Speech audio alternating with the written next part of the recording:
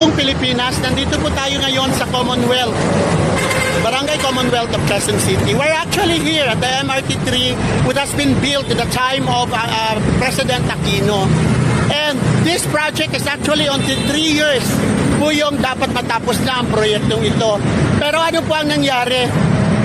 Nagkaroon na ng Duterte, at dito na naman si Marcos, hindi pa rin matatapos ang proyektong ito.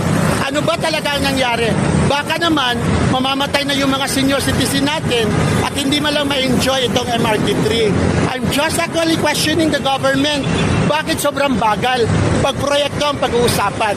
Pero, pag ang tao hindi nakabayad ng buwis, agad-agad yung i-penalize. Yung mga maralita ng mga Pilipino, sinasakripisyo nila ang kanilang negosyo dahil hindi man lang mabigyan ng magandang ideya o di kaya suporta galing sa gobyerno. Ngayon, the question lies on the government official. Kailan ba talaga ito matatapos? It's so sad to see this project, though it is actually 80% done, pero wala pa rin tumatakbo na trend. So, it's already the first quarter of 2026. So, ano pang bibilangin natin na panahon? Sana, ngayong taon na to, ay pwede na itong magamit dahil pera naman ito ng sambayanang Pilipino. This is our money and we have the right to question even the government of implementing this project.